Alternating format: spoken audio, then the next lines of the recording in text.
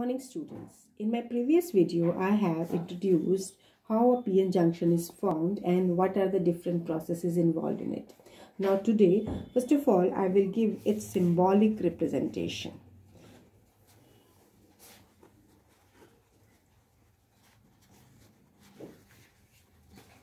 In symbolic representation, here p and n region are represented by, see this triangle region I have formed, this is for p, and this bar region, this is a line that is n region. So this is taken as anode terminal and this is taken as cathode terminal. So here we have represented p region by a triangle and n region by the line. This is p-n junction. See, this is the component. This is p-n junction.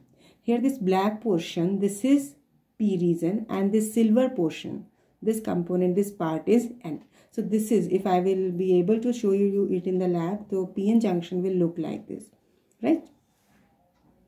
Now, next we have to discuss biasing of p-n junction. Basically, there are two methods of biasing p-n junction. First is forward biasing. Forward biasing को कैसे याद करेंगे? इसको हम याद रखेंगे कि current is due to majority charge carriers. Now how PN junction is said to be forward biased. तो अब इसके लिए हम क्या लेते हैं कि हम मान लो पीएन जंक्शन लें और पीएन जंक्शन के टर्मिनल्स को हमें बैटरी से कनेक्ट करना है. तो इसमें if P region of this PN junction is connected to positive terminal of the battery and n region is connected to negative terminal of the battery, then p-n junction is said to be forward biased. I am repeating, as p region consists of majority charge carrier holes and n region consists of majority charge carriers electrons. So if p region is connected to positive terminal of the battery and n region is connected to negative terminal of the battery, so p-n junction is said to be forward biased. Now when biasing is done, what is the effect? If this voltage, this potential difference is applied here, when this potential difference is applied, this is the positive terminal. What will happen? Basically, these holes being repelled by this positive terminal of the battery. यानी यहाँ से positive terminal है, जिसकी वजह से ये holes इधर नहीं जाएंगे. कहाँ move करेंगे? These will move towards the junction. Similarly, if you see here that electrons from the n region, these will experience a force due to this applied battery. तो इसकी वजह से नेगेटिव टर्मिनल की वजह से क्या होगा? ये जो इलेक्ट्रॉन्स n रीजन में है, this will experience a force of repulsion. तो उसके corresponding holes and electrons will move across the junction. यानी because of this force of repulsion, you can say these holes will be moving towards n region. या simple terms में ये कह सकते हैं कि holes will be attracted by the negative terminal of battery and electrons are attracted by the positive terminal of the battery, like this. Now as electrons and holes are moving, these are crossing the junction, so number of electrons and holes will combine here in this region. यहाँ से जितने holes आ रहे हैं वो electrons के साथ combine करेंगे, and for each electron hole combination, what will happen? A covalent bond will break.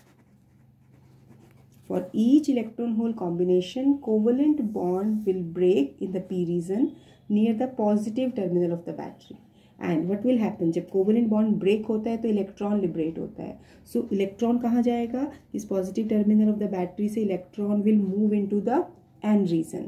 तो इससे क्या होगा? It will compensate loss of electron from here and hence अब इसके corresponding liberated electron enters the positive terminal and through this connecting wire, through this lead wires. So this action result in a new hole, and which under the action of applied voltage, this will move towards the junction. जैसे ही covalent bond break होगा, एक electron निकलेगा और एक whole. सो आप simple terms में कह सकते हैं liberated electron and hole will move into the P and N region to compensate loss of electron and hole. क्यों? क्योंकि जैसे ही इलेक्ट्रॉन होल पहले कंबाइन किया था तो उसकी वजह से करंट फ्लो हो गया था सर्किट में। तो यहाँ से ये जो कंपनसेशन हुआ किसकी वजह से हुआ? इस कोवेलेंट बॉन्ड से जितने होल्स और इलेक्ट्रॉन्स आए वो यहाँ पर इसकी डेफिशिएंसी को कंपनसेट करते हैं। So now electric current will flow due to majority charge carriers for migration of majority charge carrier, यानी जैसे इलेक्ट्रॉन एंड होल कंबाइन हुए correspondingly इलेक्ट्रिक करंट सर्किट में फ्लो होगा और उस करंट को क्या नेम देते हैं? Forward current. So this magnitude of forward current usually हम किस में मेजर करते हैं? This is measured in milliampere, right.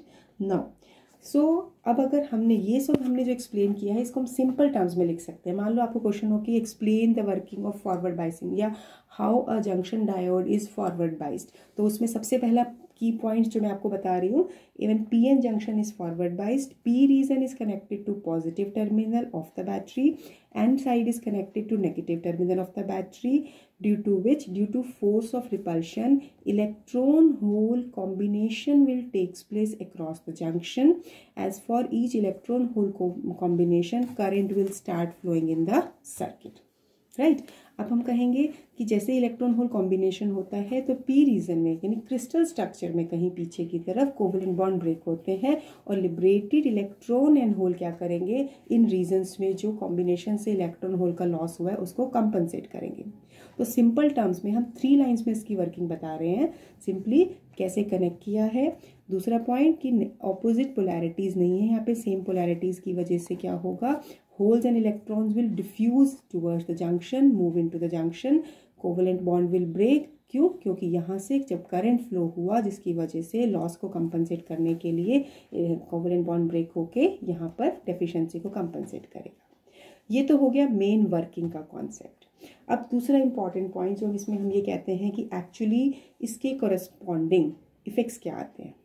अब हम ये कहते हैं कि जैसे ही ये होल्स एंड इलेक्ट्रॉन्स कंबाइन होते हैं तो नॉर्मल स्ट्रक्चर में, नॉर्मल लैटिस में है एक डिप्लीशन लेयर है, तो क्या हो जाएगा? क्योंकि इलेक्ट्रॉन्स एंड होल्स इस बैटरी की वजह से मूव कर रहे हैं यानी they are force to move, तो जिसकी वजह से डिप्लीशन लेयर यहाँ पर क्या हो जाएगी? Depletion layer will be narrowed, it will decrease. When the biasing is done and forward biasing is done, depletion layer will decrease. And what you will say? When this is decreasing, अब इसके corresponding जो effective resistance होगा, resistance of PN junction, this will also decrease. So basically when we are taking the main point, अब एक और point हम इसमें कहेंगे, क्योंकि देखिए जैसे ये डिप्लीशन लेयर था तो यहाँ पर एक फिक्टिशियस बैटरी भी तो हम बात करते हैं, ये फिक्टिशियस बैटरी, ये बैरियर पोटेंशियल की बात करते हैं। अब ये जो अप्लाइड वोल्टेज है ये क्या करेगा? This is opposing this barrier potential, तो यहाँ कहेंगे we opposes barrier potential, right. So what are the conclusion? First point we are taking that the effective barrier potential decreases and majority charge carriers begin to move towards the junction leading to flow of forward current. Width of this depletion layer also decreases and hence effective resistance of PN junction decreases. So beta when you are just writing the forward biasing ये 4 point लिखना compulsion है। Current कैसे flow हुआ, depletion layer पे क्या effect आया, resistance of PN junction पे क्या इफेक्ट होगा और बैरियर पोटेंशियल पे क्या इफेक्ट आएगा। These are the main points. ये तो हमने डिटेल स्ट्रक्चर बनाया है। अब अगर हम इसका इलेक्ट्रिक सर्किट डायग्राम बनाएं, सर्किट डायग्राम बेसिकली हम कहेंगे, तो सर्किट डायग्राम में अब क्या करेंगे? पहले इसका symbolic representation, this is P region, this is N region, right. अब इसको हम सर्किट से कनेक्ट करें तो यहाँ से हम इस तरीके से सर्किट डायग्राम बनाते हैं। दिस इज जनरल कॉन्सेप्ट, लेकिन explanation of working, explanation of forward biasing for the movement of majority charge carriers वो आपको डिटेल डायग्राम की टर्म्स में देना है जो हमने पहले एक्सप्लेन किया था। अब इसके बाद इस केस में नेक्स्ट हम स्टडी करते हैं इसकी VI characteristics, forward biasing characteristics. जब हम इसकी करेक्टरिस्टिक स्टडी करते हैं तो हम चाहें तो इसकी इसी डायग्राम से या फिर हम इसको थोड़ा सा मॉडिफाई करेंगे कि जैसे ये PN जंक्शन लिया, अब PN जंक्शन को हम यहाँ से एक रियोस्टेट से कनेक्ट कर रहे हैं and which is connected to a battery, और यहाँ हम क्या कनेक्ट करते हैं? Milliammeter. अब यहाँ पर ये पॉजिटिव हो गया, ये negative.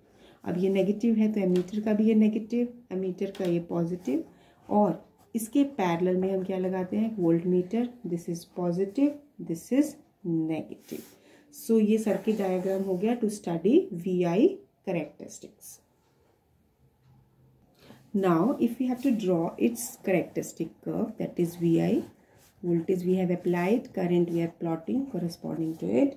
So the curve will follow like this. This is a curve like this, and this particular voltage is taken as its knee voltage, VK कह लो. This is knee voltage.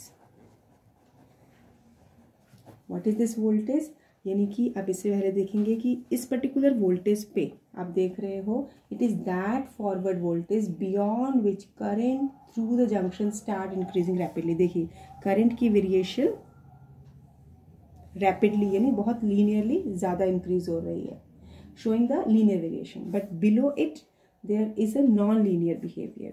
So knee voltage को हम कैसे define कर सकते हैं? You can note down from here that it is the forward voltage beyond which, यानी इस voltage के बाद की बात करें, beyond which current through the circuit, through the junction, you can say, start increasing rapidly, and this is showing linear behavior. Linear behavior यानी straight line behavior, almost straight है, and below which, below this voltage below which the variation is non-linear.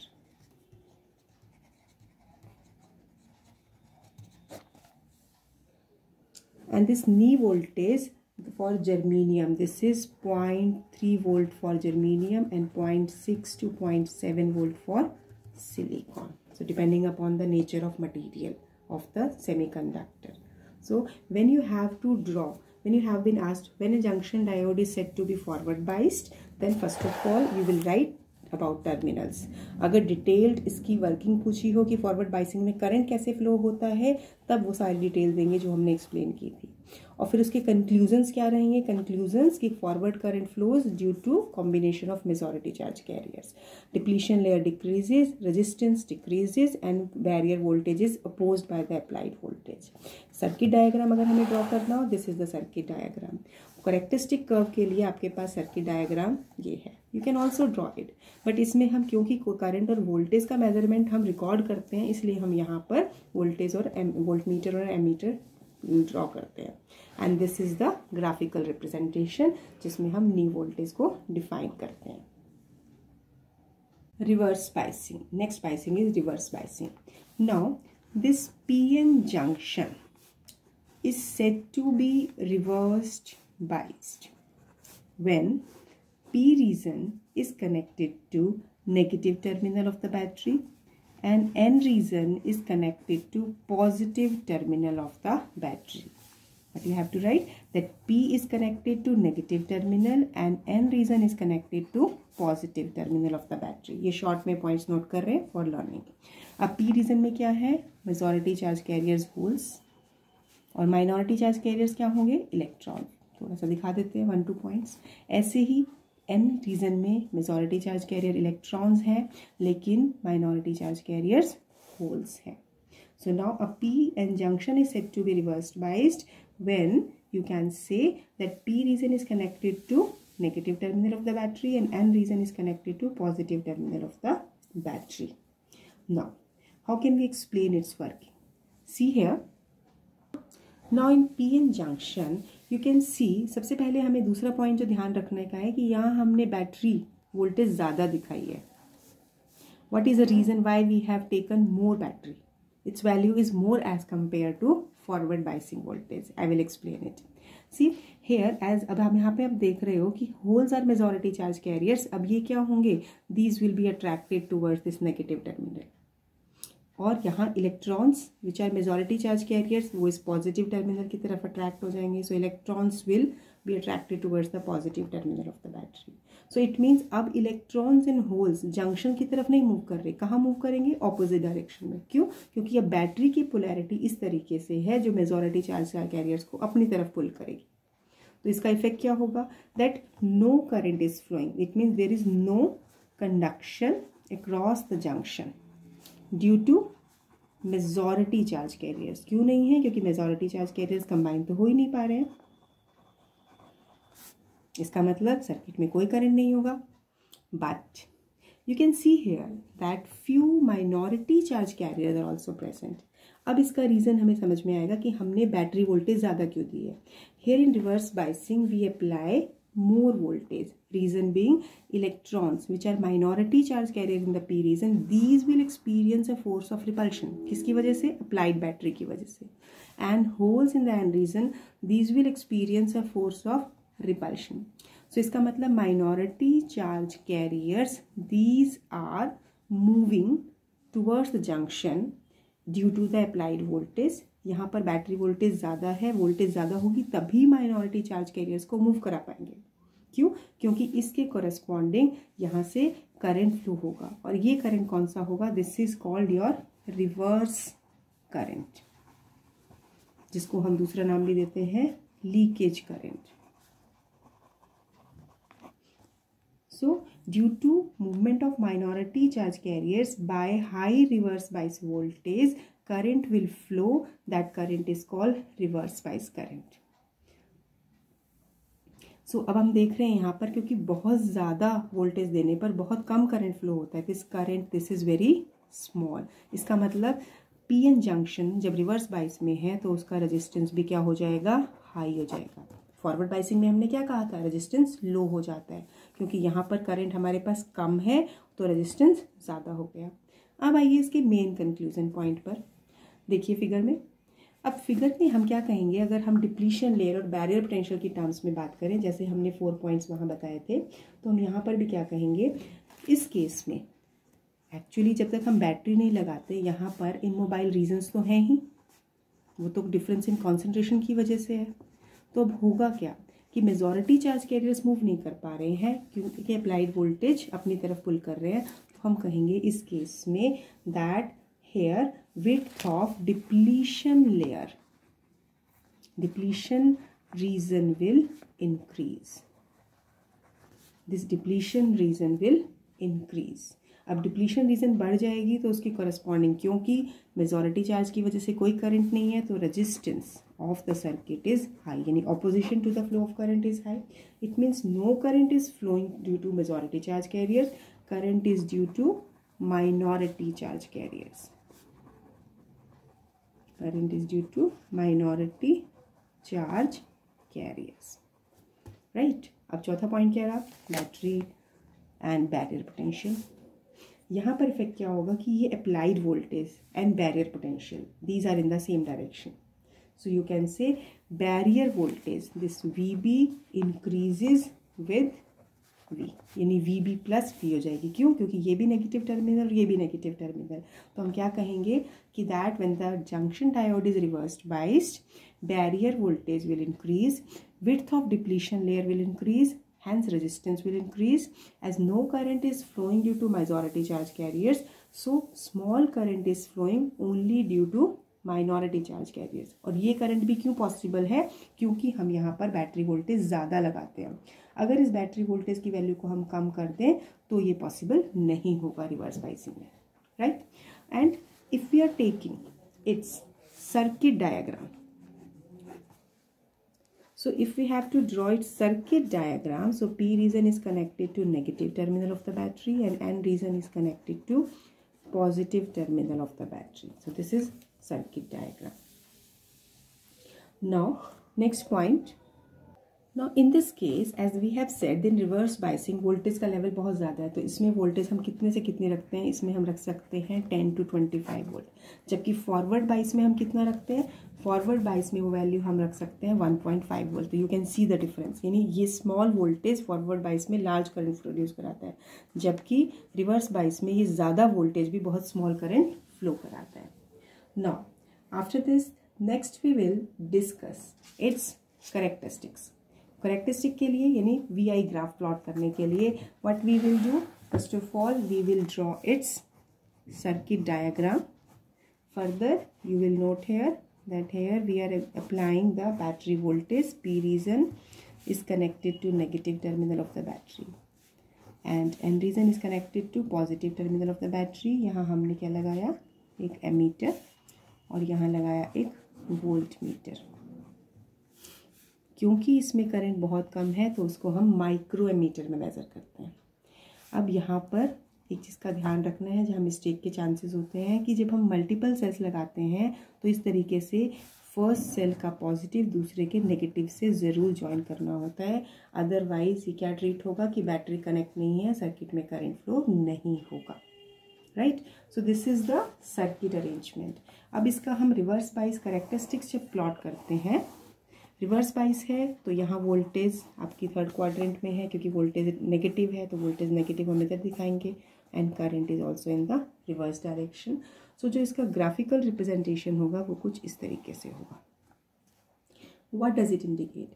इसका मतलब है कि शुरू में जब voltage लगा रहे हैं तो स्मॉल शुरू वाला वोल्टेज, जब हम थोड़ा वोल्टेज लगाएंगे तो कोई भी करंट फ्लो नहीं हो रहा, और धीरे धीरे जब हम वोल्टेज का लेवल बढ़ा रहे हैं, यानी यहाँ से हमारे पास वोल्टेज हम बढ़ा रहे हैं, तो करस्पॉन्डिंगली क्या होगा, लार्ज करंट फ्लो होना शुरू हो जाएगा. यानी यहाँ देखिए, जब हमने वोल्टेज बढ़ाया तो करंट एकदम से राइज होना शुरू हुआ, और पर्टिकुलरली यहाँ पर फिर एक पर्टिकुलर वोल्टेज के बाद यहाँ पर बहुत ज़्यादा वोल्टेज का चेंज नहीं है, एकदम से करंट शूट अप कर जाता है.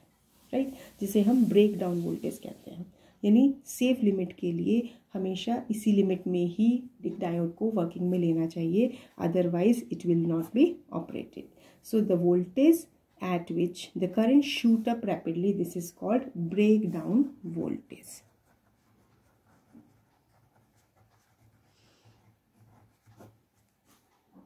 Right, so now this is the working. So here if the current, suppose you are saying current increases the rated value of PN junction, तो उस केस में क्या होगा, जो PN junction होगा that will get damaged. So this is all about your forward biasing and reverse biasing. ये तो हमने जनरल कहा कि फॉरवर्ड बाइसिंग में बहुत ज़्यादा करंट फ्लो हो रहा है, रिवर्स बाइसिंग में कम करंट फ्लो हो रहा है. लेकिन अगर हम आइडियल डायोड की बात करें, for ideal diode in reverse bias, so it will not conduct, and in forward bias it will conduct. FB means forward bias, RB means reverse bias. So ideal diode, it will conduct only in the forward bias and not in the reverse bias. This concept we will use further in explaining my next topic. Now one term we are introducing, dynamic resistance.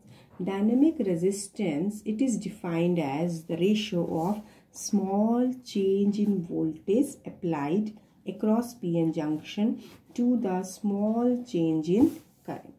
So this is your dynamic resistance. Change in voltage to change in current. Because sometimes this can be directly used in numerical, although the formula is quite simple. अब इसके बाद next topic जो हम ले रहे हैं, that is also very very important, that is rectifier. What is a rectifier, what is a purpose of it? Rectifier, देखिए rectifier हम प्रैक्टिकली भी यूज करते हैं. Basically rectifier it is a device. Where it is used? It is used for converting, alternating, कहें AC voltage या AC current और voltage into DC, direct current और voltage. यानी ऑल्टरनेटिंग करंट और वोल्टेज को हम डायरेक्ट वोल्टेज या current में कन्वर्ट कर सकते हैं. अब इसको कन्वर्ट करने के प्रोसेस को, the process of converting alternating current to direct current, this is known as rectification. Now for this rectification, this rectifier, this is of two types. First is half wave rectifier and another is full wave rectifier. So first of all, I will explain the working of half wave rectifier, and then we will explain the working of full wave rectifier. Before studying it separately, let me understand its working principle. Which concept will be used in explaining its working? See, इसमें हमें एक basic concept use करना है जो हमने अभी explain किया है कि when PN junction is forward biased, when it is forward biased, it will conduct, whereas when this PN junction is reversed biased, it means no current will flow. Current will not flow. It means it will not conduct.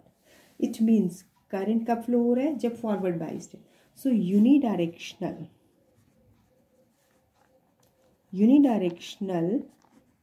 property of diode enables it to be used as rectifier. यानी current कब flow करता है? एक ही direction में flow कर रहा है, when it is in the forward biased. So this property explains the working of this rectifier. So let me start half wave rectifier. First of all, we will draw circuit diagram for half wave rectifier. तो सबसे पहले circuit diagram के लिए हमें क्या करना है? AC देना है. AC will be converted into DC. तो सबसे फर्स्ट पॉइंट जो हमें चाहिए, we require here AC, यानी alternating current. It is given to this rectifier. Initially here I have shown here this transformer which is reducing the level of voltage, यानी हम यहाँ step down transformer दिखा रहे हैं. आप फैमिलियर हैं step down transformer से. हमारा पर्पस है ट्रांसफार्मर को स्टडी करना नहीं है, लेकिन यहाँ पर हम इन कॉइल्स में दिखा रहे हैं कि प्राइमरी कॉइल में नंबर ऑफ टर्न्स ज़्यादा है और सेकेंडरी कॉइल्स में नंबर ऑफ टर्न्स कम है. इट मीन्स वोल्टेज का लेवल यहाँ रिड्यूस हो रहा है. Right, so now AC is given to the circuit. It is fed to a diode. PN junction को हम दे रहे हैं, तो यहाँ पर हम एक PN junction लगा रहे हैं. This is P region and this is N region, and here output will be obtained across this resistance जिसको हम कह देते हैं load resistance, across which we will take output. This is your rectifier. अब इस रेक्टिफायर में सबसे पहले हमें क्या समझना है इसमें? As here let this is the primary coil. This is P1 P2 is primary coil of step down transformer, and S1 S2 is the secondary coil of the same transformer. S1 is connected to P region of the PN junction, whereas S2 is connected to N region of the same junction diode through this load resistance. And output is taken across this load resistance. So ये मैंने आपको इसकी construction part बता दिया कि इसमें क्या क्या कंपोनेंट्स है. अब आते हैं इसकी वर्किंग. वर्किंग में बेसिक पॉइंट क्या होगा कि जब ये डायोड कंडक्ट करेगा तब फॉरवर्ड बाइस्ड है, और जब रिवर्स बाइस्ड है तो ये कंडक्ट नहीं करेगा, यानी कोई भी करंट बिल्कुल स्मॉल करंट भी फ्लो नहीं होगा. हम आइडियल केस लेके चलेंगे इसमें. अब इसको हम टू पार्ट्स में स्टडी करते हैं. सबसे पहले हम कहते हैं कि when AC supplied to primary, मान लो अगर हम कहें, हम इसको 2 साइकिल में कहते हैं, during 1 half cycle and during next half cycle. Positive half cycle भी कह सकते हैं, नेगेटिव हाफ साइकिल भी कह सकते हैं. तो हम इसको बिल्कुल इस तरीके से एक्सप्लेन करेंगे जिसमें कोई कन्फ्यूज़न ना रहे. सबसे पहले हमने ड्यूरिंग 1 हाफ साइकिल, यानी 1 हाफ साइकिल में हम ये कहेंगे कि मान लो P1 पर यहाँ पर नेगेटिव पोलैरिटी है तो यहाँ positive.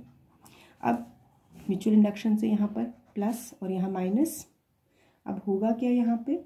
Hair S1 become positive. अब S1 पॉजिटिव क्यों हुआ? क्योंकि म्यूचुअल इंडक्शन का कॉन्सेप्ट हम ऑलरेडी एक्सप्लेन कर चुके हैं. अब S1 पॉजिटिव होने से हुआ क्या कि ये टर्मिनल किससे कनेक्टेड है? P से, और S2 किससे कनेक्टेड है? N से. तो PN junction, this PN junction, it will be forward biased. Right. So हमने क्या कहा? ड्यूरिंग, इसको लिखेंगे कैसे कि during 1 half cycle, half cycle, P1 negative, P2 positive. It means by mutual induction, मैं शॉर्ट में स्टेप्स लिख रही हूँ, by mutual induction S1 positive S2 negative, therefore PN junction is forward biased. Forward biasing होने से क्या होगा, current will flow in the circuit, current will, forward current कह सकते हैं, current will flow in the circuit, किसमें से हमें निकल रहा है, this will flow through the load resistance, right. So output will be obtained across this load resistance. इसका मतलब 1/2 साइकिल में आउटपुट रेजिस्टेंस के अक्रॉस हमें आउटपुट मिलेगा। अब यानी इसके क्रॉस हम कह सकते हैं कि VL be the potential drop across this load resistance, VL कह लो या VR कह लो, करंट फ्लो होगा तो इसके क्रॉस हम पोटेंशियल ड्रॉप भी निकाल सकते हैं जो कि आउटपुट की तरह होगा। अब हमने during next half cycle, next half cycle में क्या हो जाएगा, अब इसी सर्किट में देखो, यानी 1/2 साइकिल में P1 पॉजिटिव नेगेटिव था, तो हम क्या कहेंगे कि नेक्स्ट हाफ साइकिल में P1 क्या हो जाएगा, पॉजिटिव, P2 नेगेटिव। तो यहाँ हम लिखेंगे during next half cycle P1 positive P2 negative, और म्यूचुअल इंडक्शन से S1 नेगेटिव S2 पॉजिटिव। तो अब जब ये रिवर्स हो गया तो S1 नेगेटिव, S1 किससे कनेक्टेड है, P रीजन से, यानी कि P रीजन अब नेगेटिव टर्मिनल से कनेक्टेड है और N रीजन पॉजिटिव से कनेक्ट हो जाएगा नेक्स्ट हाफ साइकिल में।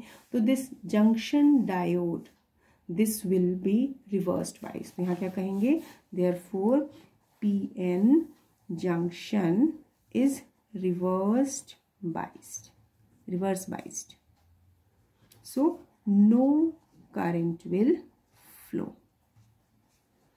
और अगर हम चाहें तो इसको सिंपल टर्म लिख सकते हैं, when it is forward biased it is conducting, when it is reversed biased it will not conduct, diode will not conduct, same meaning है कि it no current is flowing through it, and hence no voltage drop across load resistance. So this is the working part. Working part में सबसे पहले आपने इसको 1/2 cycle लिया, first half cycle में junction diode conduct किया, करंट फ्लो हुआ, output मिला, नेक्स्ट हाफ साइकिल में कंडक्ट नहीं करेगा क्योंकि ये रिवर्स्ड बाइस्ड हो गया, so no output will be obtained. अब इसी चीज़ को हमें किस फॉर्म में रिप्रेजेंट करना है, ग्राफिकल फॉर्म, वेव फॉर्म में हमें रिप्रेजेंट करना है। सो इसको जब हम वेव फॉर्म में रिप्रेजेंट करते हैं तो हम यहाँ पर इसके कॉरेस्पॉन्डिंग इनपुट एंड आउटपुट दोनों वेव फॉर्म्स रिप्रेजेंट करेंगे। So here first of all input wave like this, AC है तो AC is this sine curve, right. तो जस्ट हम ये इंटरवल्स दिखा रहे हैं, as this curve is plotted with the time, so output is also plotted with the time। अब हम क्या देख रहे हैं, देखिए ड्यूरिंग 1/2 साइकिल, यानी कि जब ये पॉजिटिव हाफ साइकिल है, यानी 1/2 साइकिल में डायोड कंडक्ट करेगा तो आउटपुट वेव भी हमें इसी फॉर्म में मिलेगी। जबकि नेक्स्ट हाफ साइकिल में डायोड अगर हमारे पास इनपुट वेव आपकी नेगेटिव साइकिल में है लेकिन डायोड कंडक्ट नहीं करेगा, डायोड कहाँ कंडक्ट नहीं करेगा, जब ये रिवर्स्ड बाइस्ड हो गया। फर्दर ये एक वेव फॉर्म थी, नेक्स्ट वेव फॉर्म में भी diode will conduct in the when it is forward biased, and in the next case it will not conduct. It means in the output we are getting the main concept that we are getting the output across the load resistance only when the PN junction diode will conduct. So across the negative half cycle output signal is missing. So that's why this is least preferred. This type of diode half wave rectifier is not preferred because इसमें output का level miss हो जाता है। अब इसमें एक बार 1 mark का question भी आता है, आपको कई बार गिवन हो कि suppose input frequency of half wave rectifier is given to be suppose 60 hertz, I have just taken an example, तो आउटपुट फ्रीक्वेंसी भी क्या होगी 60 हर्ट्ज। यहाँ यूजुअली स्टूडेंट्स गेट कंफ्यूज और इसको हाफ कर देते हैं, तो ऐसा नहीं करना है। Input and output frequency of half wave rectifier remains to be same. Now after this half wave rectifier let we discuss full wave rectifier. Now in full wave rectifier if we have to draw its circuit diagram, सबसे पहले हम यहाँ पे step down transformer दिखा रहे हैं, ऐसे ही जैसे हमने पहले केस में दिखाया था. This is the primary coil of a transformer P1 P2. Now this is secondary coil S1 S2. क्योंकि अब हमें फुल वेव रेक्टिफायर की वर्किंग दिखानी है, तो फुल वेव रेक्टिफायर में क्या डिफरेंस होता है? Here we use 2 diodes. Let it be D1 and another diode D2. These are the 2 diodes. Like now output is taken across a load resistance जो हम यहाँ रिप्रेजेंट करते हैं, जिसके क्रॉस आउटपुट निकलते हैं. This is output. So this is the complete circuit diagram of full wave rectifier. Now let me explain working. Main concept इसका principal वही रहेगा कि डायोड कंडक्ट करेगा जब वो फॉरवर्ड बाइस्ड है, और जब रिवर्स्ड बाइस्ड है तो डायोड कंडक्ट नहीं करेगा. वर्किंग एक्सप्लेन करने से पहले एक पॉइंट दिमाग में क्लियर होना चाहिए कि इस डायोड की वर्किंग में एट ए टाइम एक ही डायोड कंडक्ट करेगा. यानी अगर D1 कंडक्ट करता है तो D2 नहीं करेगा, और अगर D2 कंडक्ट करेगा तो D1 नहीं करेगा. अब इस पॉइंट को हम एक्सप्लेन कैसे करते हैं? तो सबसे पहले हम कहते हैं कि ड्यूरिंग पॉजिटिव हाफ साइकिल कह लो या 1 हाफ साइकिल कह लो. सबसे पहले अगर हम लें कि मान लो P1 नेगेटिव पे है, P2 पॉजिटिव पे है, और S1 म्यूचुअल इंडक्शन से पॉजिटिव हुआ, S2 नेगेटिव हुआ. तो अब देखिए, जब S1 पॉजिटिव हुआ तो डायोड D1 कंडक्ट करेगा. क्यों? क्योंकि D1 का P टर्मिनल पॉजिटिव से कनेक्टेड है और N टर्मिनल हमारा नेगेटिव से हो गया, तो D1 कंडक्ट कर रहा है. अब इसके साथ साथ अगर हम इसको देखें D2 डायोड को, तो D2 का P रीजन, P टर्मिनल किससे कनेक्टेड हो गया? नेगेटिव से. जब P रीजन नेगेटिव टर्मिनल से कनेक्ट हो गया तो यानी डायोड D2 कंडक्ट नहीं करेगा. तो इसको हम क्या लिखेंगे? During 1 half cycle diode D1 will conduct. D1 is forward biased. D1 is forward biased and it will conduct, whereas D2 is reversed biased and it will not conduct. So current किस में flow हो रहा है? D1 की वजह से current flow होगा, तो हमें आउटपुट के लिए जो करंट चाहिए वो यहाँ से फ्लो होगा. तो इसके क्रॉस हम कहेंगे therefore current will flow through load resistance by the conduction of D1, and hence you can say current will flow through load resistance due to diode D1, and hence output will be obtained across the load resistance. So during this is the 1 half circuit. अब अगर हम इसी को next half cycle के लिए बात करें, during next half cycle इसमें क्या हो जाएगा? ड्यूरिंग नेक्स्ट हाफ में P1 P2 की पोलैरिटी रिवर्स हो जाएगी. P1 पॉजिटिव, P2 नेगेटिव, तो S1 नेगेटिव हो जाएगा, S2 पॉजिटिव हो जाएगा. तो अब उसमें क्या हो जाएगा? D1 डायोड, क्योंकि वो नेगेटिव, देखो इसको याद कैसे रखोगे? लिखा मैंने पॉजिटिव है, लेकिन नेक्स्ट हाफ साइकिल की जब हम बात करते हैं तो कोरस्पॉन्डिंगली S1 नेगेटिव हो जाएगा और S2 पॉजिटिव हो जाएगा, जिसकी वजह से P रीजन ये नेगेटिव से कनेक्ट हो गया, तो D1 डायोड कंडक्ट नहीं करेगा और D2 डायोड कंडक्ट करेगा. तो अब इसको लिखेंगे कैसे? During next half cycle D1 is reversed biased. Diode D1 is reversed biased, so it will not conduct, and D2 is forward biased. क्यों हो गया? क्योंकि अब S2 पॉजिटिव था, तो D2 is forward biased, so you can say it will conduct. So what we conclude, that current will flow through this load resistance due to conduction of D2. So output voltage will be obtained across the load resistance due to current flowing through it. So this is the working. These are the main points. अगर आप यही point को ही लिख देते हैं, that is sufficient in itself in explaining the working. Now, after discussing this working of half wave rectifier, let me draw its input waveform and output waveform with the time. So input wave, this is of this shape because it is AC. AC is fed, AC is given to the circuit. तो output जब हम voltage में plot करेंगे time के साथ तो क्या होगा? अब हम यहाँ क्या कह रहे हैं कि during each half cycle either of the 2 diode, either D1 और D2 कंडक्ट। इसका मतलब आउटपुट में तो करंट है, कोई साइकिल मिस नहीं हो रही है, तो during 1/2 cycle output current is there. During next half cycle में अब यहाँ ध्यान रखना है कि ये जो आपके पास पोलैरिटी नेगेटिव है, रेक्टिफायर में ये नेगेटिव साइकिल मिस हो जाती है। ये किस फॉर्म में आती है? आउटपुट करंट की फॉर्म में, यानी ये बाई डायरेक्शनल करंट किस में कन्वर्ट हो गया? यूनिडायरेक्शनल में। सिमिलरली अब नेक्स्ट हाफ साइकिल होगा फर्दर पॉजिटिव, यानी नेक्स्ट हाफ साइकिल में मेनली करंट हमारे पास जो आउटपुट में फ्लो कर रहा है वो सेम ही डायरेक्शन में फ्लो कर रहा है। So that's why the wave form will be like this. So this is an important point which you have to understand, that in full wave rectifier no cycle is missing in the output, so it is preferred for maximum cases.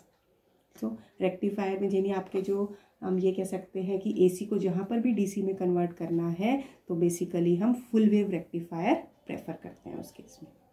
इसके ऊपर भी हम एक conceptual point लेंगे. Suppose input wave की frequency आपको given हो 60 hertz, तो अब अगर बोला जाए what will be output frequency of full wave rectifier, तो ये फ्रीक्वेंसी इसका डबल हो जाएगा 120 hertz. You have to learn this concept. ये 1 मार्क में डायरेक्ट क्वेश्चन मिलता है. सो बेसिकली जब फुल वेव रेक्टिफायर में हमारे पास आउटपुट हुआ तो हालांकि जो प्रॉपर अगर हम ये कहें कि AC DC में कन्वर्ट होता है तो अब यहाँ तो आप कहेंगे कि इसमें कुछ फ्लक्चुएशंस हैं. तो एक्चुअली क्या होता है कि जब हमारे पास रेक्टिफायर से, ये एक्स्ट्रा पॉइंट है दैट वी आर डिस्कसिंग, कि रेक्टिफायर पे जब यहाँ पे हमने इनपुट दिया जो कि AC है, फिर रेक्टिफायर से पास करने के बाद जो हमें पल्सेटिंग आउटपुट मिल रहा है रेक्टिफायर का, उसको हम फिल्टर सर्किट से पास कर देते हैं जिसमें कैपेसिटर लगा होता है. वो क्या करता है, इसमें से पल्सेशन को, यानी वो उसमें जो फ्लक्चुएशंस है उसको रिमूव कर देता है और हमारे पास जो आउटपुट मिलता है वो ऑलमोस्ट कांस्टेंट हो जाता है. राइट. किस तरीके से आउटपुट वेरी करता है, यानी हमारा आउटपुट पहले इस तरीके से है जो हमें रेक्टिफायर से मिला, अब फिल्टर सर्किट में वो इस तरीके से ऑलमोस्ट वो पल्सेशन ऐसे ऐसे होते हुए अलग अलग तरह के फिल्टर सर्किट होते हैं. तो यहाँ पर ऑलमोस्ट जब हम इसमें कॉम्बिनेशन यूज़ करते हैं तो हमारे पास कांस्टेंट करंट की फॉर्म में मिलता है. ये तो एक सिंपली मैंने एक डिपिक्शन यूज़ की है कि यहाँ पर फिल्टर सर्किट है. Filter circuit will filter the pulsation part and make the output to be almost constant. So this is all about your full wave rectifier. So whenever you have been asked explain the working of full wave rectifier, तो सबसे पहले आपको क्या करना होगा, उस case में आपको ये डायग्राम ड्रॉ करना होगा इसका. एक्सप्लेन द वर्किंग में वर्किंग का स्टेप्स, और अगर इनपुट आउटपुट में ड्रॉ करना हो तो इनपुट वेव आउटपुट वेव.